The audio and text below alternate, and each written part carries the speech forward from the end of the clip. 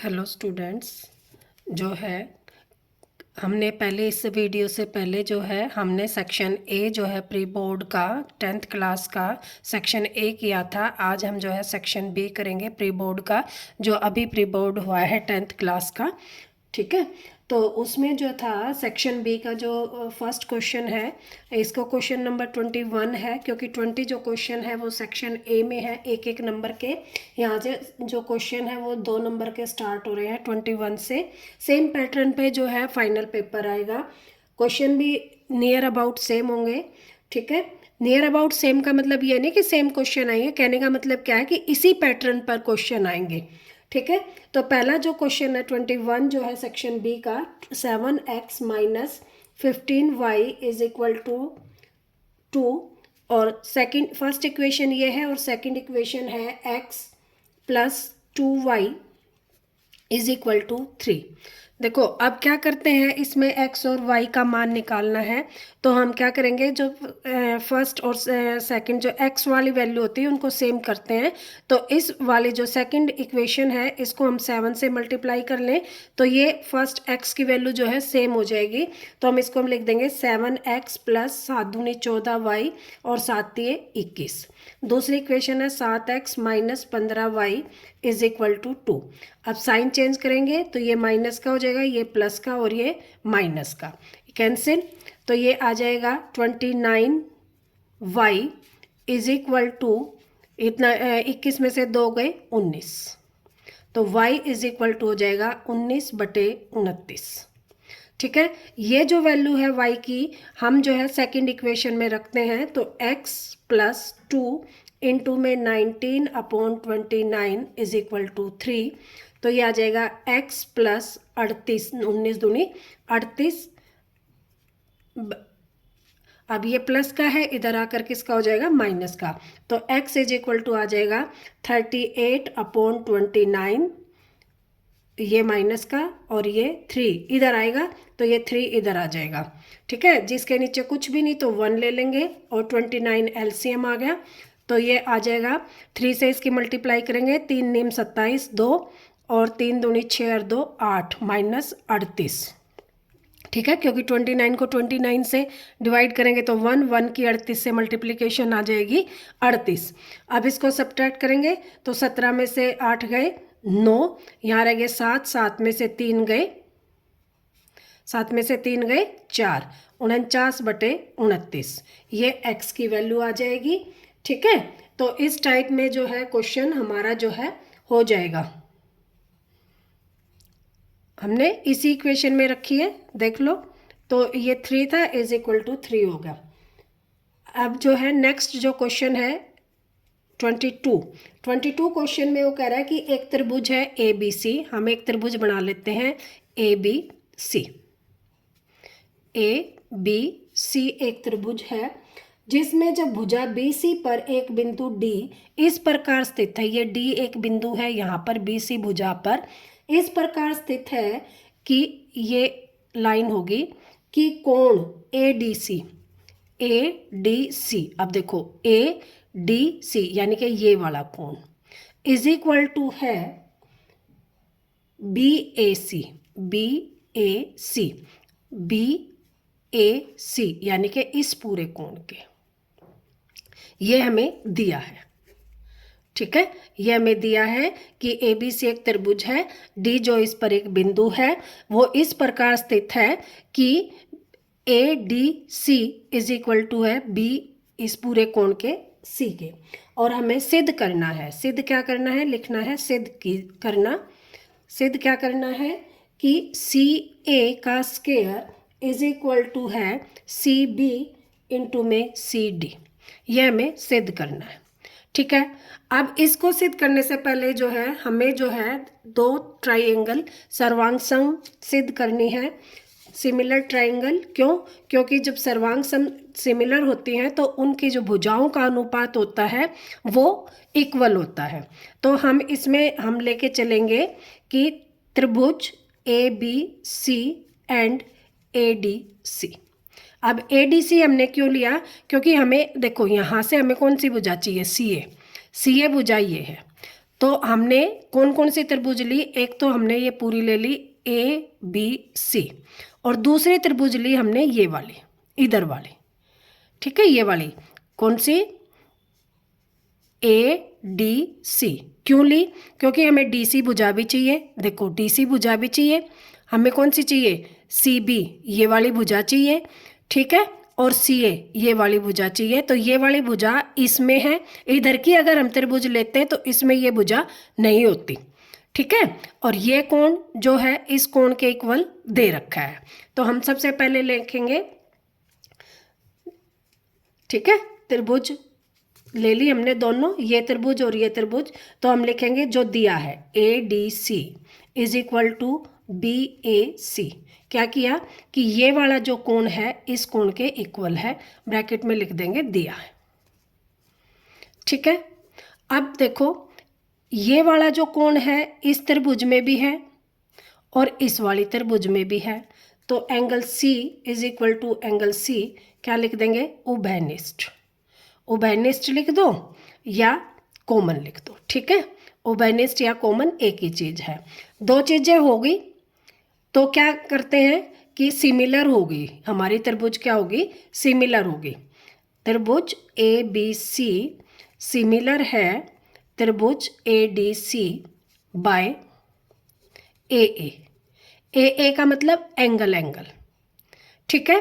और सिमिलर है तो कौन सा, देखो ये भुजा जहाँ पर दो कोण है और यहाँ पर दो कोण कहाँ है, ये, तो AC ये वाली भुजा, ये वाली AC, या इसको CA लिख दे, एक ही बात है, AC या CA किसके, DC के, तो upon DC is equal to, अब देखो ये एक है, ठीक है, तो ये BC हमने चाहिए तो क्या लिखेंगे, BC अपॉन, अब इधर एक का है ये वाली है, तो हमें क्या लेनी है, CD, तो होगी हमारी, तो ये आ जाएगी हमारी एक AC ये वाली, क्योंकि ये देखो ये कोण किसके यहाँ पे है, तो ये आ गई AC। अब क्रॉस मल्टीप्लिकेशन, तो AC into AC is equal to BC into में DC। देखो यही हमें प्रूव करना था, AC कर लो या CA कर लो, AC का स्क्वायर या CA कोई सा भी आगे पीछे कर सकते हैं, फिर CB इंटू में CD, तो इसको हम लिख सकते हैं CB इंटू में CD, और इसको भी हम लिख सकते हैं CA का स्क्वायर। तो यही हमने प्रूव करना था, यही हमारा क्या हो गया, सिद्ध हो गया। तो आई होप ये क्वेश्चन भी आप लोगों को समझ में आ गया कि हमने दो त्रिभुज ली हैं, कौन कौन सी, ABC, और दूसरी भुजा ली है, दूसरी त्रिभुज ली है ADC। क्यों ली, क्योंकि हमें AC हमें प्रूव करना था, तो अगर इधर वाली भुजा लेते तो AB आता, AB हमने कहीं लेना नहीं है, इसलिए हमने ये त्रिभुज ना लेकर इधर वाली त्रिभुज ली है, और इसी का एंगल जो है इस पूरे एंगल के इक्वल है, ठीक है। तो ये क्वेश्चन भी हो गया है। नेक्स्ट क्वेश्चन है 23 क्वेश्चन जो है वो क्या है कि सिद्ध कीजिए कि किसी वृत्त के किसी व्यास के सिरों पर खींची गई स्पर्श रेखाएं समानांतर होती हैं। अब ये एक वृत्त है, ठीक है, और एक ये हमारा केंद्र हो गया, तो ये इसके अंदर से पास हो रहा है, ये हमारा क्या हो गया, व्यास हो गया, और इसके सिरों से खींची गई जो स्पर्श रेखाएं हैं वो क्या है, समानांतर है। तो मान लो ये AB एक भुजा है, CD एक भुजा है, और PQ जो है व्यास है। हम यहाँ पर लिखेंगे, दिया है, क्या दिया है, AB and CD Vyas PQ के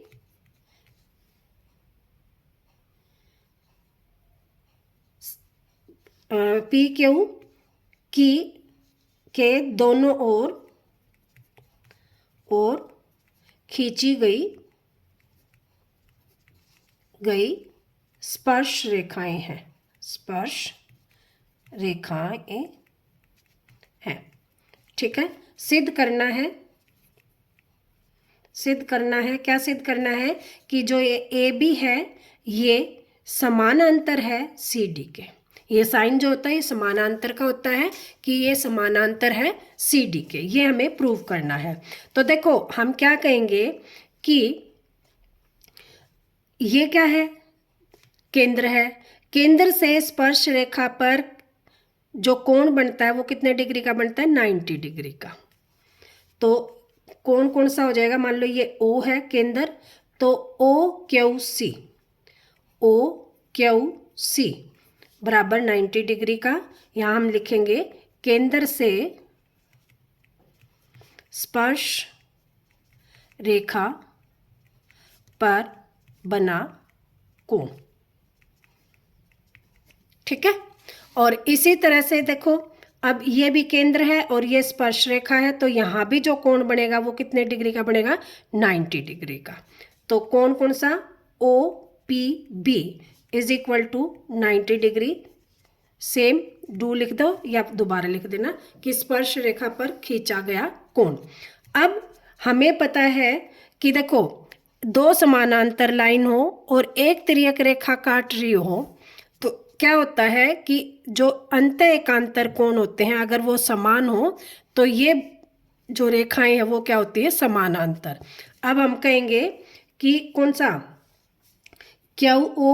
OQC is equal to OPB अंत एकांतर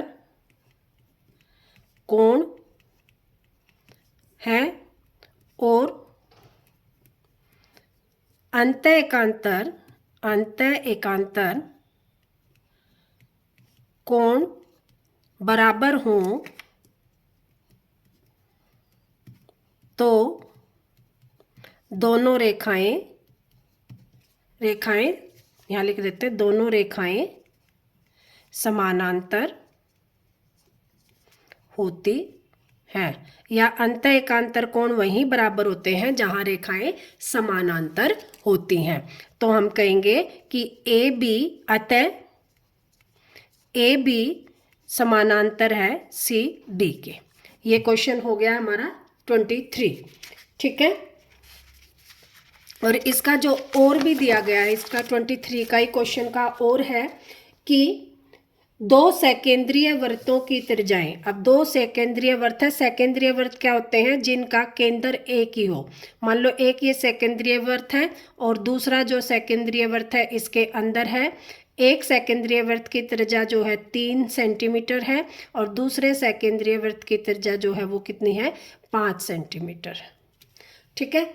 अब वो कह रहा है बड़े वृत्त की जीवा की लंबाई ज्ञात कीजिए जो छोटे वृत्त की स्पर्श रेखा हो। अब वो कह रहा है कि इस वृत्त की तो स्पर्श रेखा हो और इस वृत्त की वो क्या हो जाए, जीवा बन जाए। तो ये एक स्पर्श रेखा खींच दी हमने, ठीक है। AB ये काटती है, मान लो ये O पॉइंट है और ये काटती है P पर, ठीक है। तो AB जो है बड़े वृत्त की क्या है, बड़े वृत्त की जीवा है और छोटे वृत्त की स्पर्श रेखा है, ठीक है। और केंद्र से स्पर्श रेखा पर खींचा हुआ कोण कितने डिग्री का होता है, 90 डिग्री का, ठीक है। तो जो OP है वो लंब है AB पर। हम ब्रैकेट में लिख देंगे कि स्पर्श रेखा पर त्रिज्या जो है 90 डिग्री का कोण बनाती है, ठीक है। अब जो ये 90 डिग्री का कोण बन गया तो ये क्या बन गई, एक समकोण त्रिभुज। और जब लंब होता है हम क्या कहेंगे, जो OP लंब है AB पर तो AP बराबर होगा PB के। क्यों, क्योंकि जो स्पर्श रेखा पर लंब होता है या जीवा पर जो लंब होता है, जीवा पर लंब जो होता है वो क्या करता है, जीवा को दो समान भागों में बांटता है, ठीक है। तो ये ए पी किसके बराबर हो गया, पी बी के। तो अगर हम ये दूरी निकाल दें तो ये दूरी को ऐड कर देंगे क्योंकि ये दोनों बराबर हैं, तो हमारी क्या हो जाएगी, जिह्वा की लंबाई आ जाएगी। यही हमें ज्ञात करना है। अब देखो ये त्रिभुज क्या होगी, समकोण त्रिभुज होगी। ये कर्ण हो गया, ये लंब हो गया, तो आधार निकाल सकते हैं। तो कौन सी, ओ ए पी एक समकोण त्रिभुज है, ठीक है, समकोण त्रिभुज है। तो 5 का स्क्वायर यानी कि कर्ण का स्क्वायर बराबर क्या हो जाएगा, 3 का स्क्वायर प्लस ए पी का स्क्वायर, ये हो जाएगा 25। ये इधर आएगा तो माइनस में 9 बराबर ए पी का स्क्वायर, यह आ जाएगा 16 बराबर ए पी का स्क्वायर। तो ए पी बराबर हो जाएगी 4, ठीक है। वैसे तो प्लस माइनस होता है जब हम स्क्वायर हटाते हैं, लेकिन जो दूरी होती है, लंबाई जो होती है, वो माइनस में नहीं होती, ठीक है। -4 नहीं होगा क्योंकि लंबाई जो है वो माइनस में नहीं होती, तो हमारा आंसर आ जाएगा 4। ए पी की लंबाई क्या आ गई, 4।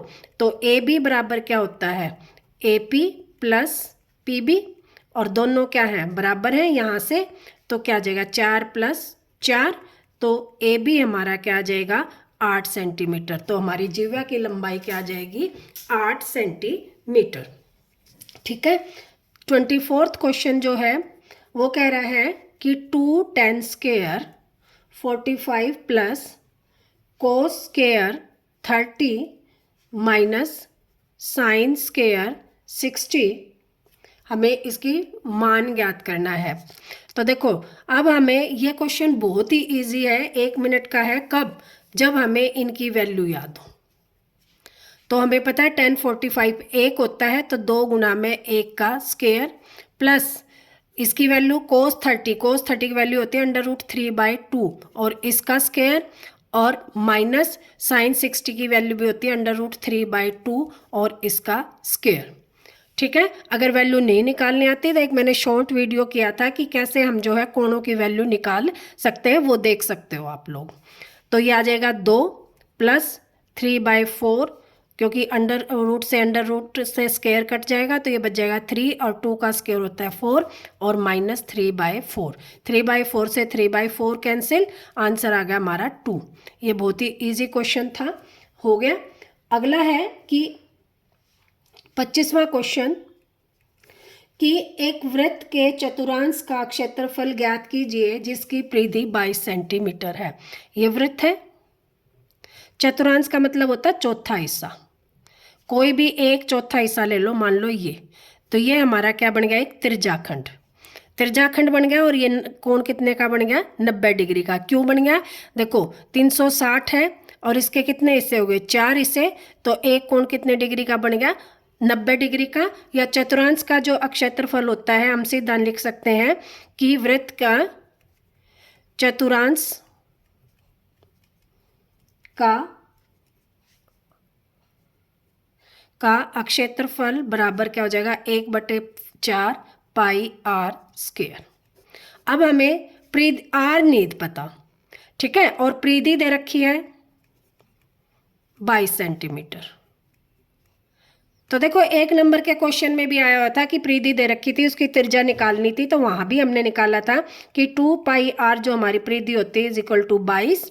तो 2 पाई होती 22/7 गुना में r बराबर में 22, 22 से 22 कैंसिल, r बराबर ये नीचे है, उधर जाकर ऊपर, ये ऊपर है, इधर आकर नीचे, तो r आ गया हमारा 7/2।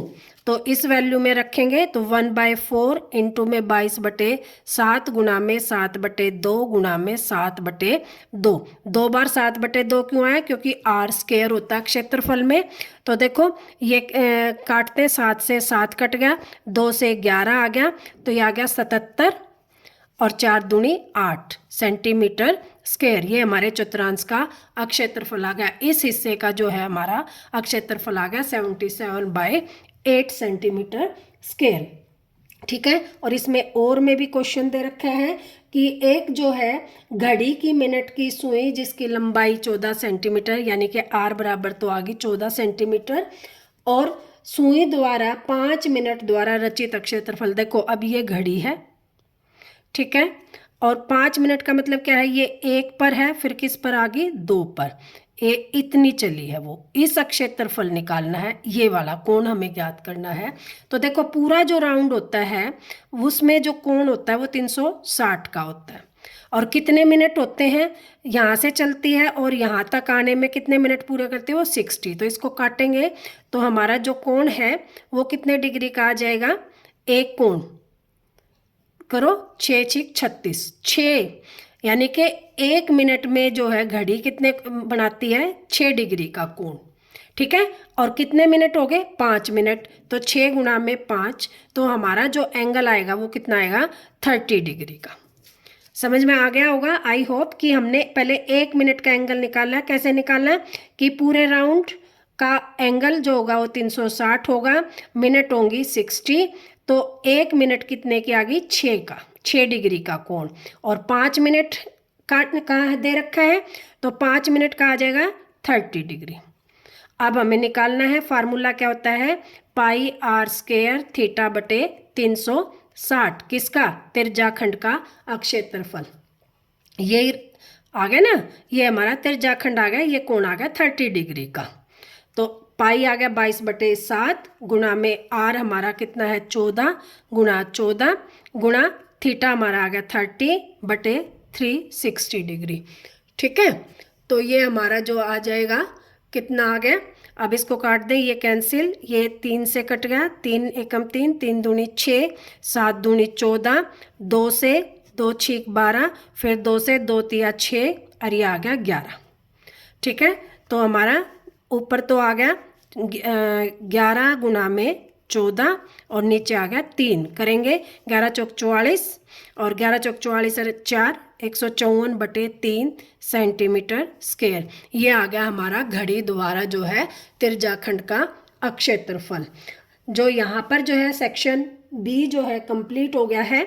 सेक्शन सी का जो है, सेक्शन सी है अब, और इसका सिर्फ एक ही क्वेश्चन करेंगे हम, क्योंकि फिर वीडियो जो है लंबी हो जाएगी। एक क्वेश्चन भी इसलिए कर रहे हैं कि ये थोड़ा इजी क्वेश्चन है और बहुत इम्पोर्टेंट क्वेश्चन है, और मैंने बहुत बार करवा रखा है कि सिद्ध कीजिए कि 5 - √3 एक अप्रिमेय संख्या है। क्वेश्चन क्या है कि सिद्ध कीजिए कि 5 - √3 एक अप्रिमेय संख्या है, ये क्वेश्चन है।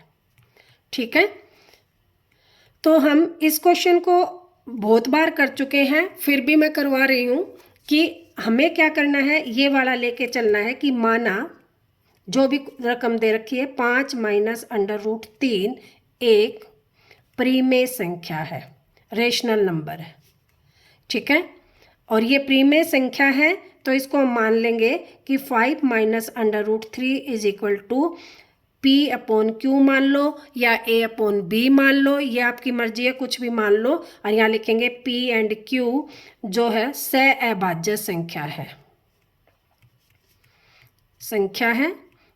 ठीक है, या इसको हम कह दें कि ये जो है प्रीमेय संख्या है। ठीक है, आप देखो इसमें इस √3 को इधर ले आए तो ये प्लस का हो जाएगा, और इसको इधर लाएंगे तो ये किसका हो जाएगा, माइनस का। तो हम इसको लिख सकते हैं 5, इधर लेके आए तो ये आ गया P/Q प्लस √3। अब इसको इधर ले आए तो हमारा बन जाएगा 5 - P/Q इज इक्वल टू √3। देखो ये प्लस का इधर आकर किसका होगा, माइनस का, इसके नीचे कुछ नहीं तो Q, तो ये बन जाएगा 5Q - P is equal to √3। अब हम कहेंगे हमें पता है, ये बन गया ना समीकरण 1। हम यहाँ लिखेंगे हमें पता है कि 5Q - P/Q, ठीक है, एक प्रीमेय संख्या है और √3 एक अप्रीमेय संख्या है, और प्रीमेय एंड अप्रीमेय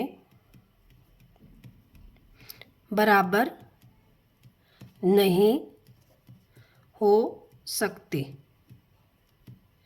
अतः जो हमने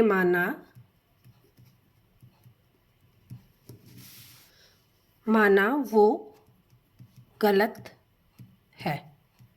हमने क्या मानना था कि ये एक परिमेय संख्या है, तो हम क्या लिखेंगे 5 माइनस अंडर रूट 3 एक अपरिमेय संख्या है। ये हमारा आंसर हो जाएगा। ठीक है, यहीं तक आज करेंगे। अगला जो है सेक्शन सी जो है नेक्स्ट वीडियो में करेंगे। इससे पहले जो है मैं सेक्शन ए करवा चुकी हूँ। अगर आप लोगों को नहीं देखा तो इसमें मैं उसका लिंक दे दूँगी। ओके।